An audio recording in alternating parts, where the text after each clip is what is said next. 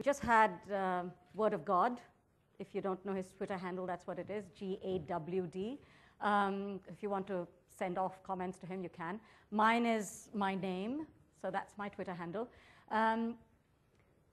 It's the same thing that he was talking about. I think I'm going to, and what everybody's been talking about all morning. We are now looking at branded content as having a life, as opposed to being something that is quite distant and away from the brand. And if you had to look at a very brief history of branded content, I call branded content 1.0 as the event TV sponsorship thing that used to happen. It still does, but I think to a certain extent it's improving. Branded content 2.0 was really about product placement. So there was the famous movie Guru, which which all of you might remember, had some serious amounts of content product placement. But there's Hero Cycles. There was Bobby with Rajdoot, which even in those days they were thinking.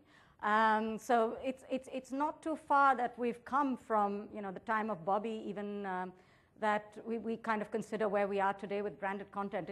We are moving rather slow, I have to say.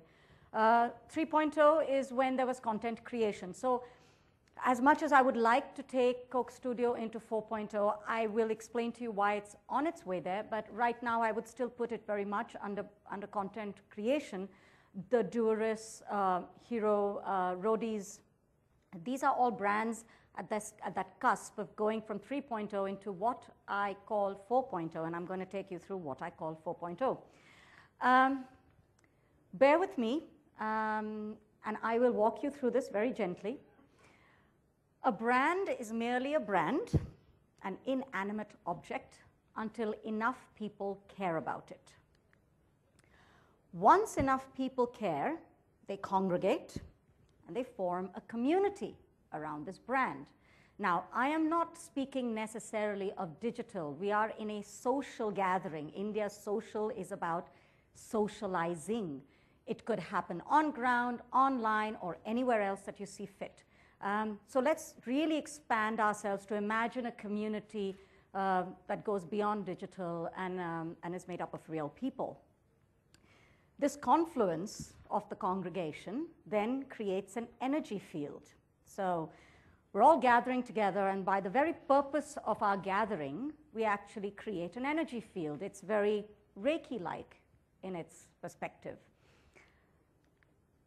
And the very fact that we're congregating and we have this energy field that is created around our love of this brand, the field reaches a critical mass, and as an organic force of nature literally breathes life into the brand. That's what we were talking about sometime earlier in the morning, about the whole being greater than the sum of its parts. That's where I believe that a brand develops a heartbeat and becomes a living, breathing entity. At that point, it is a living thing. And that's why it becomes so important to ensure that when we're going into branded content, and as Madversity was saying earlier, take your job really seriously if you're going into branded content, because if it comes to life, I call this phenomena brand alive. It has a heart and it has a soul, and it is a collective reflection of the community of people that have given it life. This is not fun stuff, guys. This is serious. This is what I call, which earlier Pat was speaking about, playing God.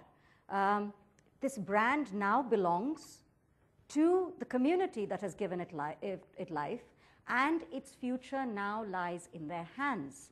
So be careful where you tread, because the role of marketers now becomes to facilitate the interaction between the brand and the community to which it belongs. You are no longer the charioteer. That has been taken away. If you plan to go into branded content in a serious way, then be prepared to be the facilitator.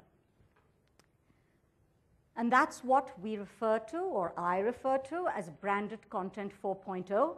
It's co-created content, but it's co-created content that has given the brand life.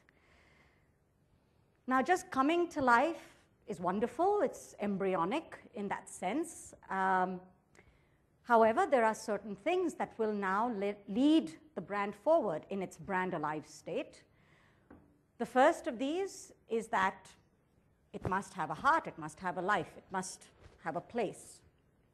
The second is that it must be allowed to play. The third, that it must be allowed to mingle. And the fourth is that it has to learn and grow. Now, it's easy enough to say that, yes, the vehicle by which it will do all these things is what the current definition of media then becomes. We have looked at somewhere close to 72 points of contact, which we have tried to, in some way, shape, or form, put into a format. But there are many, many, many forms of media. So again, expand your mind, look at media as all sorts of things around you. So for the brand to live, we are looking at brand experience stores, and there are many around. The latest brand experience store, which is exclusive outlets, special area on what the real brand is all about. Branded TV show around it and say it can only do this on mingles area, the development where it's really consumer generated brand decisions. Those are things that everybody has spoken about. So I'm not going to repeat which ones they are. You know them quite well, your marketers yourselves. But see these as your media contact points. And therefore, although the famous example of a brand alive brand has always been Starbucks, I'm going to take you through a brand that has been a labor of love for me. And I will take you through a little bit of detail on this, only because perhaps some of you may not know some of these details. And it's a year old, so it's still growing.